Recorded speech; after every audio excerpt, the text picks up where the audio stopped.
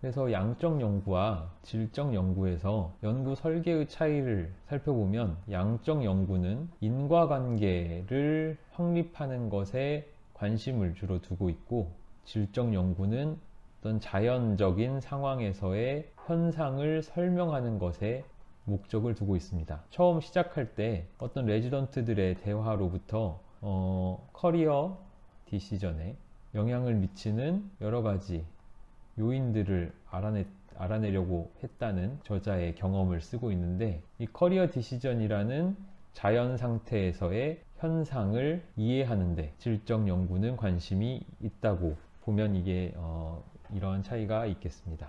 그럼 연구 설계의 측면에서 먼저 양적 연구의 설계를 살펴보겠습니다. 매우 친숙하신 어떤 연구의 종류들일 텐데, 의학교육 분야에서도 이런 종류의 양적 연구가 많이 이루어집니다. 임상에서의 양적 연구와 상당히 유사한 면도 있고, 또 교육이라는 특수성 혹은 차이점 때문에 또 다른 점도 분명히 있습니다. 그래서 크게 디스크립티브한 연구, 코릴레이셔널한 연구, 쿼지 익스페리멘탈, 마지막으로 익스페리멘탈한 네 가지 연구 설계 혹은 연구 방식으로 나눠볼 수 있겠습니다. 그래서 이 표에서 양적 연구 설계의 네 가지 유형을 설명하고 있는데요. 디스크립티브한 연구가 있고, 코릴레이셔널한 연구가 있고, 쿼지 익스페리멘탈한 연구가 있고, 그리고 마지막으로 익스페리멘탈한 연구가 있으며, 각각에 대해서 어떤 예시를 들 수 있는지 설명하고 있습니다. 각각에 대해서 이어서 살펴보도록 하겠습니다. 가장 먼저 디스크립티브 리서치, 기술적 연구에서는 목적이 어떤 인구 집단이나 현상의 특성을 묘사하는 용도로 사용됩니다. 그래서 교육이라고 한다면 얼마나 많은 학생들이 F를 받는가, 예를 들면 100명 중에 10명이 받았다 라는, 그냥 이 현상을 기술한 것이죠. 혹은 얼마나 특정 과의 수업에서 혹은 교육에 대해서 전공의들이 긍정적으로 생각했는가. 예컨대 내과 로테이션에 대해서 10명의 전공의들의 만족도 평균을 조사해보니 5점 만점에 4점이었다. 이런 식의 레이팅이 되겠죠. 혹은 이 챕터에 처음 나온 것처럼 어떤 요인들이 의대생의 커리어 결정에 중요한가. 그래서 가장 중요한 게 무엇, 그 다음 중요한 게 무엇, 이런 식으로 중요도를 따져볼 수도 있겠습니다. 이런 것들은 뭔가 현상을 기술하는 연구가 되겠고, 따라서 여기에서는 어떻게, 언제, 왜에 대해서는 답해주지 않으며 다만 무엇, what에 대한 질문에 대해서만 답해주는 것이 기술적 연구, 디스크립티브 리서치가 되겠습니다. 상관관계 연구, 코릴레이셔널 리서치는 트렌드와 패턴을 확인하는 용도로 사용됩니다. 교육 상황에서의 예를 들어드리면 UKCAT이라는 영국에서 의대를 가기 위해서는 꼭 봐야 하는 시험이 있습니다. 그러니까 의대 입학 시험 같은 거죠. 근데 의대 UKCAT이라는 의대 입학 시험을 보고 의대에 들어온 학생들이 있으면은 성적이 아주 좋은 학생들부터 거의 이제 문을 닫고 들어왔다고 표현하는 아주 낮은 학생들까지 여러 명의 학생이 있을 텐데, 이 학생들이 의과대학에 입학해서 의과대학을 쭉 다니고 의과대학에 졸업했을 때 성적 분포를 다시 보면 매우 코릴레이션이 높다. 예를 들면 입학 시에 성적이 낮은 학생은 졸업 시에도 입학 시에 높으면 졸업 시에도 높고, 입학 시에 낮으면 졸업 시에도 낮다. 이러한 코릴레이션을 보는, 여기서는 predictive validity라고 했습니다. 예측 타당도라고 합니다. 네, 예측 타당도라고 하는, 그러니까 얼마나 특정 수치가 미래의 다른 수치를 잘 예측해 주는가, 이런 예측 타당도에 대한 것도 코릴레이셔널 리서치의 한 예시가 되겠습니다. 쿼지 익스페리멘탈 리서치는 의학교육 혹은 보건의료계 교육에서 보건의료계 아니라도 교육 상황에서 많이 사용되는 연구 방식입니다. 연구 설계 방식이고, 그 이유는 교육 상황에서는 임상도 그게 마냥 쉽다는 건 아닙니다만, 현실적인 이유로 혹은 윤리적인 이유로 특정 조건을 특정 학생군에게만 할당하는 게 매우 어려운 일이 많습니다. 보통 교육에서의 개입, 인터벤션이라고 한다면, 임상에서야 인터벤션이라고 하면 뭔가 수술을 하거나 약을 주거나 하는 거겠지만, 교육에서는 교육을 하는 게, 수업을 하거나 어떤 유형의 가르침, 티칭을 하는 게 인터벤션이 될 텐데, 한 학생들한테는 티칭을 하고 다른 학생들한테는 티칭을 하지 않고 이런 식의 설계를 하는 것은 이제 이 학생들에게 몹쓸 짓을 하는 거죠. 그러다 보니까 언에티컬하고, 그래서 이런 설계를 하기가 쉽지 않습니다. 근데 이러한 쿼지 익스페리멘탈 연구의 문제는 그만큼 편향이라든가 콘파운더, 즉 타당도에 위협이 될 수 있는 그런 영향을 받을 가능성이 높다는 문제가 있죠. 예를 들어서 2010 학번까지는 PBL을 안 하다가 2011학번부터 PBL을 했다고 합시다. 그러면은 혹은 2011학번 중에 절반 정도는 본인이 PBL을 하고자 선택해서 PBL을 했고, 예를 들자면 그렇다는 얘기입니다. 또 절반 정도는 본인이 선택해서 PBL을 안 하겠다고 선택했다고 합시다. 이런 식으로 무작위 배정한 건 아니지만 어쨌거나 실험군과 대조군으로, 혹은 이렇게 실험군과 대조군으로 구분이 된 상황이 발생할 수 있는데, 이런 경우를 쿼지 익스페리멘탈한 리서치 디자인을 적용한 연구로 예를 들 수 있겠습니다. 익스페리멘탈 리서치는 실험 연구는 아마 지금 수업을 듣는 선생님들에게 가장 친숙한 분야일 것 같고, 종속 변수에 과연 독립 변수가 영향을 주느냐 주지 않느냐 라는 것을 확인하는 연구고, RCT는 아주 대표적인 익스페리멘탈 리서치의 예시가 되겠지요. 그래서 이런 RCT를 수행할 때 어떻게 결과를 보고해야 되느냐에 대한 리포팅 기준들이 이렇게 나와 있기도 하고요. 그래서 체크리스트 형식으로도 하나하나 빠뜨리지 않고 잘 중요한 내용을 보고할 수 있는 컨설트라는 보고 스탠다드가 존재합니다. 그 외에도 이제 대부분의 저널이나 연구비를 주는 기관에서도 이런 컨설트 스테이트먼트를 요구하기도 하지요. 그래서 무작위 대조군 시험을 했을 때 적절한 형식과 내용을 빠뜨리지 않고 보고할 수 있도록 요구합니다.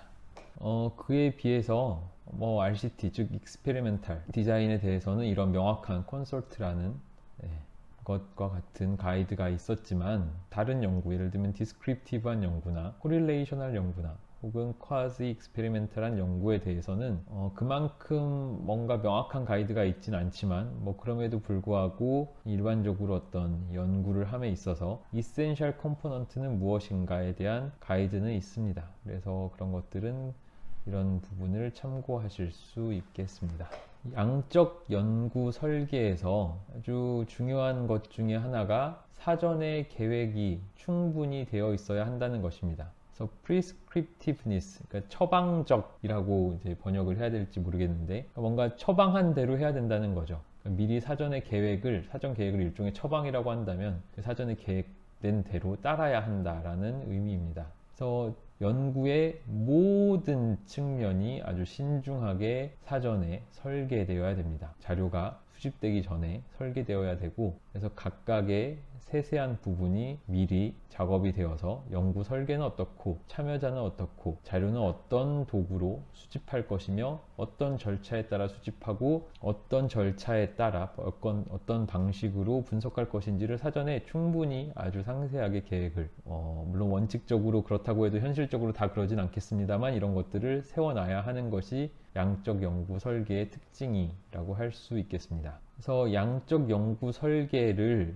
철저하게 도큐멘팅하는 목적은 각각의 단계가 어떻게 하든지, 누가 하든지, 몇 번을 하든지 same way, 같은 방식으로 이루어지게끔 확실하게 보장하기 위함입니다. 그래야 이것이 같은 프로토콜을 반복 수행했을 때 같은 결과를 얻을 거라고 기대한다는 거죠. 앞서 설명드린 포지티비스트, 연구자와 연구 결과 혹은 연구 대상은 아무런 관련이 없을 수 있다. 서로 이제 영향을 주지 않을 수 있고 그래야 한다라고 보는 이런 관점에 부합하는 어떤 연구 설계인 것입니다. 이렇게 어떤 프로토콜이 중요하다 보니까 이제 논문들을 보시다 보면은 프로토콜 그 자체가 하나의 아주 중요한 연구의 결과물로 출판되기도 하죠. 리서치 프로토콜도 저는 하나의 중요한 연구 결과가 되겠습니다. 그럼 지금부터는 질적 연구 설계에 대해서 조금 설명해 드리도록 하겠습니다. 앞서 설명한 것과 달리 이제 이 아래 얘기를 한번 살펴보시면, 이 베커라는 사람이 이제 자신의 과거를 해석하기를, 우리 연구는 설계라는 것이 없었다. 무슨 말이냐 하면은, 우리는 아주 잘 기술된, 철저하게 기술된, 미리 설정된 가설이 있었던 것도 아니고, 자료 수집에 하기 위한 어떤 도구가 어떤 가설이 없었기 때문에 뭐 가설에 맞춰서 자료 수집을 하려는 도구를 뭐 의도적으로 설계한 것도 아니고, 어떤 분석 절차를 미리 구체적으로 정해놓은 것도 아니었다. 그렇게 보자면 디자인이란 단어를 아주 정교한 사전 계획이라고 이해했을 때 우리는 아무런 디자인이 없었던 것이고, 근데 이 디자인이란 단어를 조금 더 폭넓게 이해하고 약간 헐겁게 이해한다면 그래도 우리는 어느 정도 순서와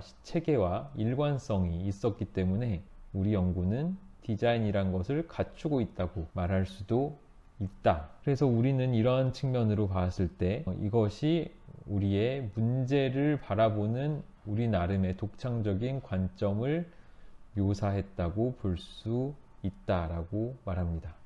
그러니까 여기서의 핵심은, 이 질적 연구에 있어서 양적 연구만큼의 엄격한 기준을 따르는 사전 설계라는 것은 없다라는 것입니다. 그러니까 없다라는 게 완전히 존재하지 않는다의 의미보다는 이렇게 처방적으로 프레스크립티브하게 누가 해도 완전히 동일한 방식으로 몇 번을 해도 똑같은 결과를 확고하게 보장하는 그런 수준의 디자인은 없다는 거죠. 이에 대해서 이제 조금 더 이어서 설명해 드리도록 하겠습니다. 여기까지 들으면은 과연 그런 디자인도 없이 이런 연구도 연구라고 할 수 있느냐 라는 생각을 양적 연구에 친숙하신, 반대로 말하면 질적 연구에 대해서 생소하신 분들은 그런 의문을 갖게 됩니다. 그런 것도 연구라고 할 수 있느냐. 근데 양적 연구가 아니라 이런 질적 연구에서는 연구 설계라는 것이 주로 연구 질문에 의해서 결정됩니다. 그래서 그 연구를 해나감에 따라서 점점 unfold, 드러나는 게 어떤 연구의 설계. 그러니까 unfold는 이렇게 접혀져 있던 것이 펴지는 거라고 본다면, 이게 말려있던 걸 펴는 거죠. 점점 이렇게 연구를 진행하면서 이거를 점점 펴가는 것입니다.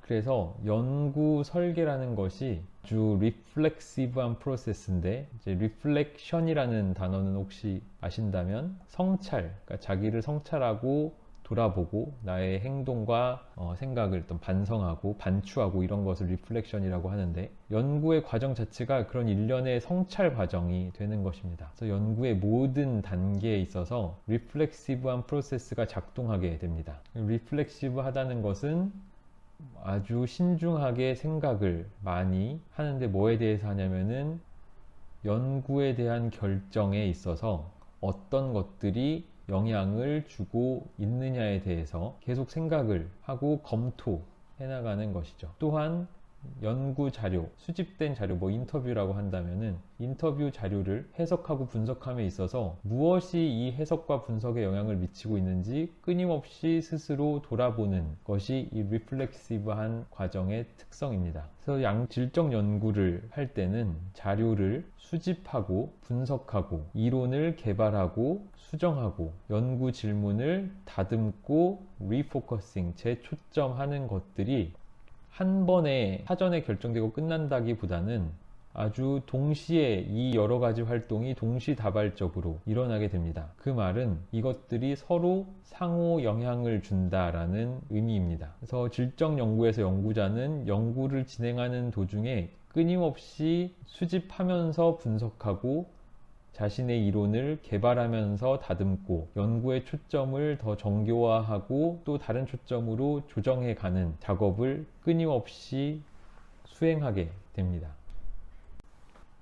그러다 보면 초기에 했던 설계에 대한 결정을 새로운 발전 혹은 새로운 개발에 따라서 수정해야 되는 일도 생깁니다. 즉, 질적 연구의 설계라는 것은 양적 연구처럼 리니어하지 않고 양적 연구처럼 단계가 딱 정해져 있고 고정되어 있지 않습니다. 이런 질적 연구의 단계는 양적 연구의 단계가 아주 선형적이고, 선형적이라는 말은 이 기울기를 알면 그 다음에 얼만큼 가면 뭐가 있을지 정확히 예측할 수 있다는 게 선형적의 치라고 할 수 있겠죠. 그러니까 각각의 어떤 시점에 무엇이 나올지가 아주 정확하게 예측되고 이걸 사전에 정해놓는 양적 연구와 달리 질적 연구는 자료의 수집과 분석과 그에 따른 연구의 초점, 혹은 이론의 개발이 아주 반복적이고 연구 과정 내에 지속적으로 이루어져서 계속 순환하고 반복되는 넌리니어한 연구 구조를 갖습니다. 하지만 그렇다고 해서 질적 연구가 완전히